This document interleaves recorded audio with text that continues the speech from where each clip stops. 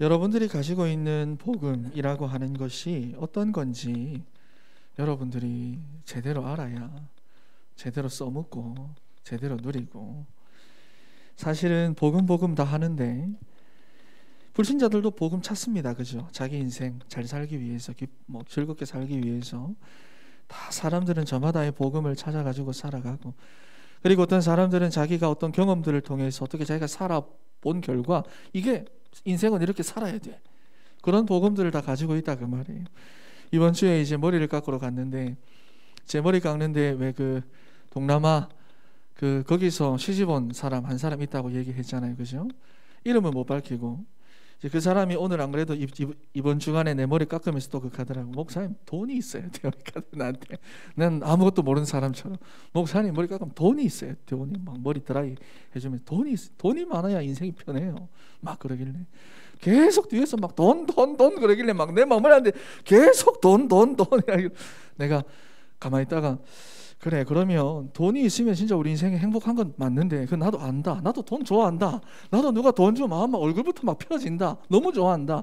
그런데 돈이 많으면 정말 인생이 너무 기쁜 건 아는데, 그 돈을 위해서 살아가는 네 인생은 행복하냐, 즐겁냐, 그래서 기쁘냐, 그래서 편냐? 그러니까 아니래요. 힘들대요. 그래가지고 내가 또 그랬거든요. 그래, 인생 네 마음대로 안 되잖아. 네 생각도 네 마음대로 안 되잖아. 왜 그런 게 인생이야? 네 남편 아프다며. 그 인생 내 마음대로 안 되는 거야. 우리 인생이라고 하는 것은 어떤 존재, 어떤 힘에 의해서 끌려가고 있어서 내 마음대로 내 힘대로 안 되는 거야. 사람들은 다 저마다 자기 인생의 복음을 가지고 살아가는데 얘는 복음이야. 나한테 머리 하면서 계속 돈. 여러분들 인생의 복음은 뭡니까? 지금 교회를 나와서 지금 이렇게 말씀을 듣고 이렇게 하고 있는데, 여러분 인생의 복음은 뭐냐? 그 말이에요. 여러분 월요일에 복음 다룰 수 있고 화요일에 복음 다룰 수 있고, 여러분 그렇거든요. 여러분 인생의 진짜 복음이 뭐냐? 여러분 우리가 정말로 여기에 완전한 답을 내야 됩니다. 안 그럼 나는 날마다 흔들려. 사건마다 흔들려. 요일마다 흔들려. 사람만 만나면 흔들려. 이 사람 만나면 흔들리고 이 사람 만나면 다르게 흔들리고 계속 흔들린다 그 말이야. 여러분들이 정말로 복음이 뭐냐? 여기에 대해서 여러분들이 확실한 결론 내야 됩니다. 교회 가면 다 복음이라고 말하거든. 이거 복음 저거 복음 말하거든. 복음 그렇게 말하는데 다 복음이 달라. 나는 이게 복음이다라고 말하는데 그게 내게 복음이 안 돼. 자, 여러분들이 알고는 있습니다. 어떻게? 정보로, 지식으로 알고는 있다 그 말이에요. 자, 그런데 여러분들이 항상 누려야 될 것이 뭐냐? 복음이 뭐냐 하는 건데, 교회를 다니다가 옮기다가 뭐 이렇게 계속 하는 사람들을 보면 이거 하나만 모릅니다. 교회는 잘 알거든. 교회는 너무 잘 알아. 목사에 대해서는 그래 잘 알아. 성도는 이래 살아야 된다, 이런 건 잘 알아. 이렇게 해야 된다, 저렇게 해야 된다 잘 아는데 복음 하나만 모른다 그 말이에요. 자, 그래서 오늘 마태복음 16장 16절에 보면 예수님께서 질문을 하시고 정말로 베드로가 시대적인 대답을 하잖아요.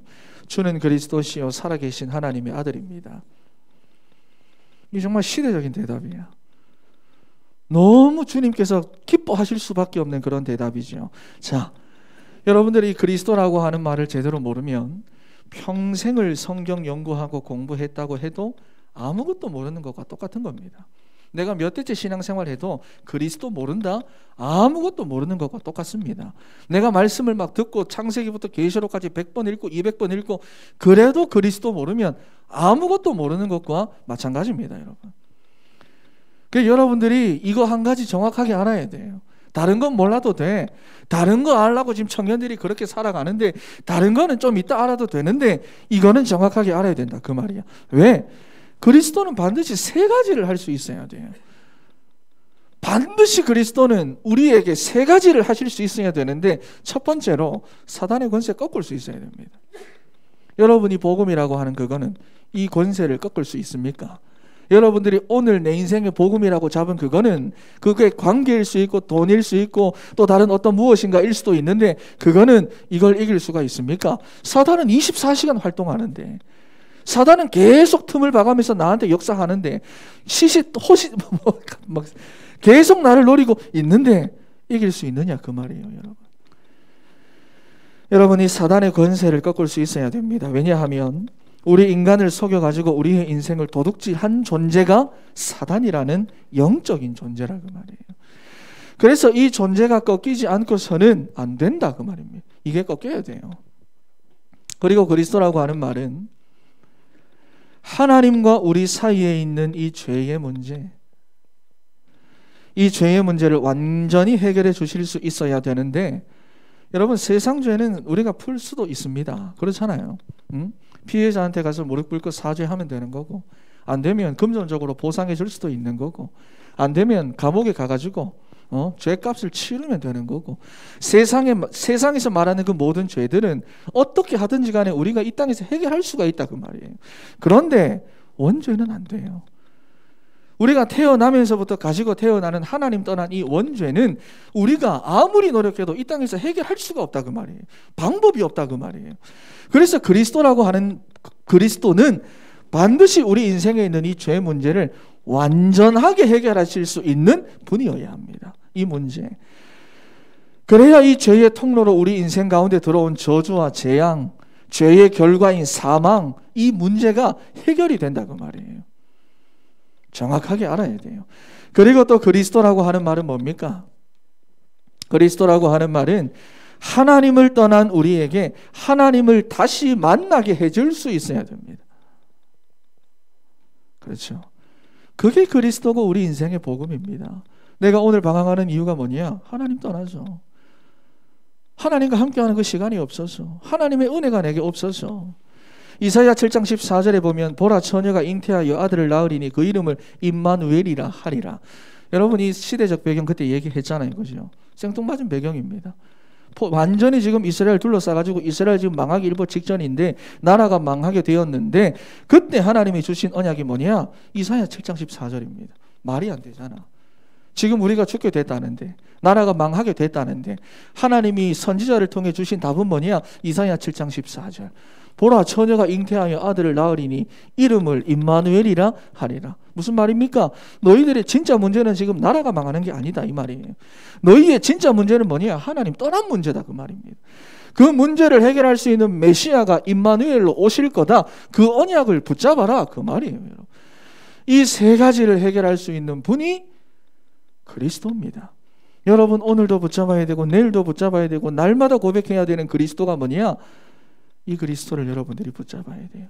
한 분밖에 없습니다. 예수님이 그리스도입니다. 이분이 지금 여러분 인생에 답이 안 되면, 여러분 학업에 이분이 답이 안 되면, 여러분 지금 취업 문제에 있어서 이게 답이 안 되면, 여러분 가정 문제에 있어서 이게 답이 안 되면, 이분이 답이 안 되면 안 된다 그 말이에요. 여러분 정말로 복음 붙잡아야 돼요. 여러분이 정말로 그래서 그리스도에 대해서 제대로 알아야 되고, 왜 그리스도냐? 왜 그리스도여야만 하느냐? 여기에 대한 확실한 답을 가져야 됩니다. 목사님 내가 직장 갔더니 막 사람들이 다 그렇게 살고 나도 저렇게 살아야 될 것 같고, 그래 사람들이 왜 그렇게 살아가는지에 대한 정확한 이유를 아냐 그 말입니다. 왜 그렇게 살아갑니까? 내 주변의 친구들은 왜 그렇게 살아가고 나도 왠지 저렇게 살아야 될 것 같고 왜 그러냐 그 말입니까? 지난주 목사님 강단 말씀 주셨잖아요. 현장 갈 때마다 확인했습니다. 하나님을 떠나서 하나님의 말씀을 들을 수도 없고 하나님의 말씀에 순종할 수도 없는 현장의 모습. 가는 곳마다 막 강단의 말씀을 확인했어요. 아무도 못 따라갑니다. 아무도 말씀을 들을 수 없고 아무도 말씀대로 따라갈 수가 없는 그 현장 속에서 하나님은 여기서 나를 말씀 따라가는 한 사람이 되기를 원하시는구나. 현장 나가는 거예요. 현장 나가는 거. 그렇게 해서 말씀을 확인하는 거예요. 아 그렇구나. 재림 뭐죠? 예수님만 기다리는 거예요. 다시 오실 예수님만 바라보는 거예요. 오직 예수 그리스도예요. 내가 여기서 정말 해야 되는 건 뭐냐? 오직 예수 그리스도예요. 여러분 정말로 그 말씀을 가지고 여러분들이 인도 안 받으면 그 세상의 분위기, 세상의 풍조에 계속해서 휩쓸려 가는데 나도 모르게 어떤 상태에 돼 있느냐? 사단이 내 인생 마음대로 잡아가지고 막 끌고 다니고 있다 그 말이에요. 여러분 정말로 잘 봐야 되면 진짜 여러분 말씀 붙잡고 복음으로 답내야 돼요. 안 그러면 나도 모르게 속아본다 그 말이죠. 자 여러분 우리 주변에 보면 신비주의적인 경향을 가진 사람들이 상당히 많습니다. 진짜 많아요. 나는 신비주의자, 이게 신비주의 이렇게 안 써놓고 댕기거든. 우리의 체질 자체는 뭐냐? 신비주의에서 경향에서 다 나온 거예요. 예. 지금 이 자리에 있는 어떤 분 가운데서 아주 어렸을 때 그런 거에 잘하셨던 분도 계시고, 우리 목사님 사모님도 옛날에 힘들상하면 거의 다 그런 거잖아. 그러잖아요, 그죠? 방문한 사람 일어나세요. 다 일어나세요. 못 받은 사람 일어나세요. 일어나. 예언 받은 사람 일어나세요. 뭐고 그때 통변 받은 사람 일어나세요. 우와 박수 치고 막 그 사람 옆에 안 가야지 극하고. 근데 우리의 지금 경향들이 전부 다 그렇단 말이에요. 그래서 우리가 사실 좀 많은 생각들을 해야 됩니다. 왜냐하면 우리가 습관적으로 영적인 것을 육신적으로 자꾸 바꿔버려요. 이게 신비주의적인 거거든요. 영적인 거잖아. 영이신 하나님이잖아. 내 영혼이 하나님을 만나고 내 영혼의 모든 죄가 하나님을 만나게 되고 내 영적인 사단이라는 존재가 해결이 되고, 이런 영적인 것을 육신적으로 보이고 육신적으로 체험하고 자꾸 육신적으로 만들어서 섬기려고 하는 것이 신비주의라고 말이에요. 그런데 이게 뭐죠? 우상숭배가 이렇잖아. 우리 신비주의를 잘 생각을 해야 됩니다, 여러분. 듣기고 보고 뭐 꿈을 꾸고 아니라 완전한 하나님의 계신 말씀을 우리는 따라서 가는 겁니다. 여러분들 가운데도 신비주의 체질 많거든요. 뭐 마음이 어떤 감동, 제발 그 감동하지 말고 말씀 보세요. 말씀 따라가세요. 하나님 만나는 유일한 길이 뭐냐? 예수 그리스도. 요한복음 1장 14절에 말씀이 육신되어 우리 가운데 오셨다 그랬거든요. 자, 여러분, 그럼 두 번째입니다. 구원은 뭐냐? 예수 그리스도를 통해서 우리의 삶 가운데, 우리의 인생 가운데 구원이 임했는데, 구원이 뭐냐? 여러분, 구원은요, 네, 여러분의 직장의 문이 열리는 게 구원이 아니고, 여러분이 막 결혼하게 된 게 구원이 아니고, 뭐 그것도 구원일 수가 있는데 그게 구원이 아니고, 구원이라고 하는 말은 내 신분이 바뀌었다는 말입니다. 하나님의 사단의 자녀에서 하나님의 자녀로 내 신분이 완전히 바뀌었습니다. 바뀐 거예요. 여러분들이 걱정을 할 것이 없는 게, 이제는 다시는 사단의 종이 될 수가 없습니다. 안 해도 돼요. 신분 자체가 바뀐 겁니다. 지옥 배경 가운데 여러분들이 살아갈 필요가 없어요. 그런데 우리 체질은 자꾸 돌아가려고 하거든. 자꾸 나는 돌아가고 싶어 하거든. 왜? 회귀 본능이 있으니까. 갈라디아 4장 8절 말씀에서 말하잖아. 왜 자꾸 그리로 돌아가려고 하느냐. 바울이 막 한탄하면서 이야기를 하잖아요. 여러분, 우리는 신분 자체가 바뀌었습니다. 그래서 지옥 배경 속에 있을 필요가 없고, 뭐 나랑 맞니 안 맞니 전부 다 나잖아. 나 불평하는 이유, 그게 문제가 되는 이유 나잖아. 나랑 안 맞다고 불평하고 원망하고 불신앙할 게 없어요. 왜냐? 신분 바뀌었어요.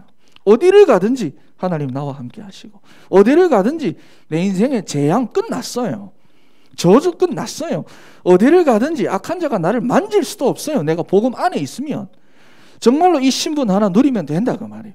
어디를 가든지 뭐냐? 하나님의 나라가 임하는데, 신분에 따라 나오는 게 뭐냐? 권세입니다. 그런데 내가 신분을 못 누리니까, 내가 이 신분이라고 하는 이거 하나를 못 누리니까 뭐를 누리지 못하느냐? 권세 사용을 못합니다. 자꾸 집니다. 그러니까 자꾸 굴복당해요. 자꾸 끌려다녀요. 왜? 내 신분을 망각하니까, 잊어버리니까. 정보로만 압니다. 아이들 여러분 가르칠 때 보면 그냥 이야기 잘하잖아. 정보로만 알지 실제로 나는 모른다 그 말이에요. 내 현실 속에서 나는 못 누린다 그 말이에요. 그래서 여러분, 정말로 여러분의 신분을 확실하게 가지고 권세를 사용하세요. 여러분들이 아무리 곱게 자라났어도 거지한테 시집 가면 거지 부인이죠. 어쩔 수 없이. 어제 보니까 채널을 돌리다가 보니까 어떤 멕시코 사람이 경찰관 2명을 쏴 죽였는데 그 옆에 부인도 있었다고 하더라고. 그 부인이 그걸 조금 이렇게 방조했더니 같이 감옥에 들어가가, 부인은 50년, 남편은 사형. 그러니까 거기 시집 가니까 살인자 아내가 돼가지고 같이 그런 공범이 되는 거예요, 여러분. 신분에 따라서 권세가 나오는데 이게 뭐냐? 복음이라고 하는 겁니다. 어떤 사람들 성경 100독 했습니다. 50독 했습니다. 엄청난 걸 하긴 했는데 100번 읽어도 사람들은 이것만 모릅니다. 거기 속지 말고 차라리 여러분 안 읽고 그리스도 하나 알면 구원받습니다. 얼마나 좋아. 100번 읽었는데 그리스도를 모른다? 구원 못 받습니다. 우리는 정말 종교적인 그런 게 가득하거든. 그리스도 알아야 구원받습니다. 여러분, 약도책, 지도책 들고 다니지 말고 그냥 길을 알면 되잖아, 그죠? 그죠? 책 들고 다니.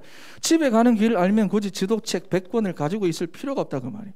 그리스도 하나 알면 됩니다. 두 번째, 복음 안에 있는 축복이 있습니다.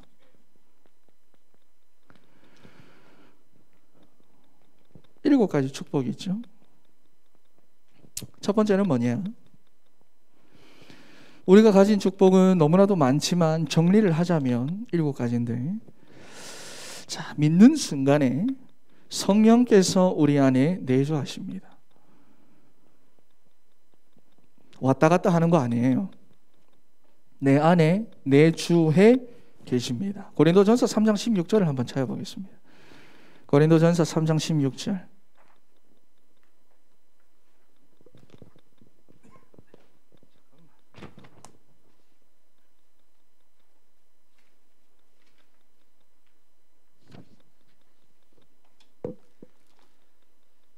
자, 고린도전서 3장 16절 읽어보겠습니다. 시작.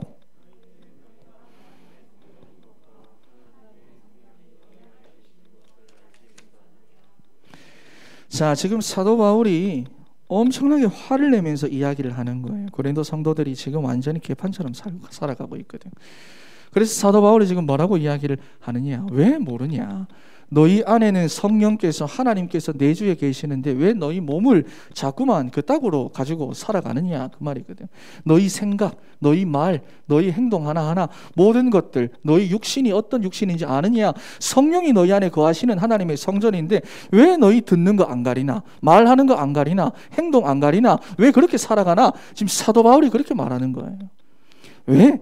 우리 안에는 성령께서 내주하신다 그 말이에요. 내주해 계십니다. 그리고 그 성령 하나님께서 우리를 어떻게 하시느냐? 인도하세요. 내주에 계시면서 인도하시는데 여러분들이 내 안에 내주에 계신 그 성령님께 질문하고 기도하세요. 우리는 자꾸 막 멀리 있는 하나님처럼 이야기를 하는데 내 안에 계신 그분께 여러분 질문하고 기도하시면 내 안에 계신 성령께서 우리에게 어떻게 주시느냐? 말씀을 통해서 알려주십니다. 내 안에 계신 그분께서. 그럼 우리는 그 말씀을 가지고 인도받으면 돼요. 세 번째, 이 두 가지가 되어지면 무엇이 되느냐? 네. 그때부터 우리에게 능력이 주어지는데 성령의 능력입니다. 주어집니다. 기도하고 말씀대로 응답받고 어디를 가든지 말씀 성취 현장을 보고 어디든지 말씀 고백하고 말씀 선포하고. 네 번째는 뭐냐? 사단 권세 결박이죠. 여러분들이 가는 곳마다 흑암의 권세 무너집니다. 왜? 여러분 안에 계시니까 성령이니까. 다섯 번째입니다. 뭐죠? 천사, 동원. 여러분들이 기도할 때마다 천사가 동원되고 천사가 역사하죠. 여러분들이 가는 곳마다 섬기는 심부름센터 이 천사들이 막 움직이는데 히브리서 1장 14절에 보면 모든 천사는 섬기는 영으로 그랬거든. 모든 천사, 아무리 여러분 다른 데 찾아봐도 모든 천사는 모든 천사입니다. 그러니까 우리가 아는 천사장, 일반 그런 천사들, 모든 천사들은 뭐냐? 우리를 위한 섬기는 영이다 그랬어요. 성경에 보면 섬기는 천사. 그리고 여섯 번째가 뭐냐? 그렇죠. 네. 하나님의 나라입니다. 내가 가는 곳마다 하나님의 나라 임합니다. 그리고 우리는 하나님의 나라 보장받았습니다. 그러니 여러분 걱정하지 말고 뭐 하느냐? 우리는 이 땅을 살아가면서 전도자의 삶 살아가는 거예요. 세계복음화. 언제? 지금. 내가 공부하고 있는 거기. 내가 일하고 있는 거기서. 이게 뭐냐 여러분? 제자입니다. 제자. 아무도 이렇게 안 삽니다. 그래서 목사님이 뭐라고 막 그 성경에 보면 한 사람이라고 그랬어요. 그렇죠? 한 사람. 시대마다 한 사람. 성경에 보면 무슨 사상? 그렇다기 사상. 신약에 오면 이게 뭐죠? 제자. 한 사람.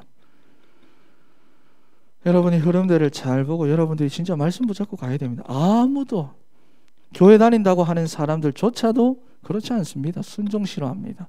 재림 싫어합니다. 전도 싫어합니다. 그래서 제자입니다, 여러분. 그러니까 제자예요. 두 번째입니다. 6가지 권세입니다. 7가지만 있는 것이 아니라 6가지 권세도 주어졌습니다. 불신자들은 자기도 모릅니다. 자기도 모르면서 사단의 심부름하며 살아갑니다. 왜냐? 존재 자체가 사단의 자녀니까. 존재 자체가 본질상 진노의 자녀니까. 얘기했잖아요, 그죠? 죄를 지어서 죄인이 아니라고. 우리는 어떤 때는 자꾸 자범죄를 자꾸 이야기를 하거든. 너희 이런 죄 지었잖아. 이 죄 회개해야지. 맞는 말이긴 한데 죄를 지어서 죄인이 아니라 죄인이기 때문에 우리는 죄를 지을 수밖에 없는 거예요. 사단의 심부름을 하며 살아갈 수밖에 없고요. 그리고 점치고 점쟁이한테 찾아가고 물어보고 할 수밖에 없습니다. 왜? 불안하니까. 자기 인생에 대한 확신이 없으니까. 하나님이 나와 함께하는 거 함께하지 않으니까. 그렇죠. 그래서 사단의 자녀가 전 보러 가는 거 당연합니다. 그 사람한테 전 보러 가지 말라고 이야기하지 말고 여러분, 거기서부터 빠져나올 수 있는 방법을 여러분들이 설명해 주세요. 그 사람들 전 보러 가야지. 불안하니까. 자꾸 그런 사람한테 전 보러 가지 마, 큰일 나 그러지 말고 이왕 큰일 난 인생 거기서부터 빠져나올 수 있는 방법을 말해줘야지. 복음 가지고 있는 전도자가. 그렇잖아요. 그런 청년들 되세요. 자, 그리고 두 번째, 불신자들이 우상 숭배 당연하죠, 그죠? 하나님 못 만나니까. 그잖아, 우상 숭배하고. 세 번째, 그러다 보니까 뭐가 찾아온다? 영적인 문제 찾아옵니다. 정신의 문제. 그래도 해결이 안 되거든. 지금 내가 뭐 하는지 알지? 안 적어야 되나? 사단의 자녀. 여기서부터 빠져나오게 할 수 있고요. 두 번째는 뭐죠? 우상 숭배. 여기서부터 빠져나오게 할 수 있는 권세가 여러분에게 있다 그 말이에요. 세 번째, 정신 문제. 네 번째, 육신 문제. 다섯 번째, 내세 문제. 여섯 번째, 후대 문제. 여러분이 가지고 있는 권세가 뭐냐? 이 6가지 인간의 문제에서부터 빠져나오게 할 수 있는 권세가 여러분에게 주어졌다 그 말이에요. 왜? 그리스도 한 사람, 그리스도 한 분 알므로 인해서. 이게 불신자들에게 문제입니다. 하지만 여러분들에게는 뭐다? 권세입니다. 구원의 길을 왜 그런지 여러분 알아야 돼요. 이게 불신자들에게는 이게 문제야. 여기다 빠져 살아. 그런데 반대로 그리스도 안에 있는 여러분에게는 이게 뭐냐? 이게 여러분 권세야. 여기 있는 사람 여러분들이 빠져나오게 할 수 있다 그 말이야. 그래서 나는 그리스도를 제대로 알아야 돼요. 그래서 청년의 때에 그리스도를 제대로 알아야 돼요. 그래서 앞으로의 모든 생애 동안 여러분들이 현장 보면서 불신자처럼 이 상태 가운데서 흔들리지 않는 인생 살아야 된다 그 말이에요. 끝내버려야 돼. 복음 안에 다 들어있습니다. 결론입니다. 그래서 우리가 반드시 가져야 되는 거 한 가지죠. 복음. 여러분 정말로 이 복음이 뭐다? 예수 그리스도. 내일 내게 필요한 건 뭐다? 예수는 그리스도. 여기 진짜 확실하게 결론 내야 되는데 강단의 흐름을 확인하면서 그 안에서 반드시 확인해서 말씀 성취를 봐야 됩니다. 그 체험해야 돼요. 진짜 여러분 살아있는 신앙생활 하세요. 자꾸 머물러 있고 고여 있고 자꾸 옛날 것 같은 그런 거 하지 말고 진짜 매일 날마다 내가 확인하고 체험하는 그런 신앙생활. 그런 거 하세요. 그런 거. 오늘 목사님도 말씀을 하셨지만 이번에 2021년도 하나님께서 주셨던 새 일을 행하시겠다. 여러분 확인하셨어요? 새 일. 하나님께서 여러분 인생 가운데 행하신 새 일이 뭔데요? 나는 예전에 처음에 그 말씀을 받았을 때 나도 내 인생의 사막이 뭘까? 처음에 내 인생의 광야가 뭘까?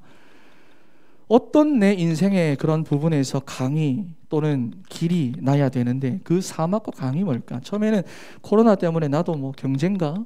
우리 집에 있는 그런 여러 가지 문제, 어려움 그런 것들인가? 그래 생각을 했는데 그거 가지고 계속 기도하는 중에 하나님 어느 날 깨닫게 하시더라. 그렇구나. 이미 하나님 내 인생 가운데 새 일을 행하셨고 내 사막에 내 광야에 길을 내시고 강을 내셨구나. 코로나 기간 이후로부터 현장 한번 못 나가고 어쩔 수 없지. 그럴 수밖에 없지.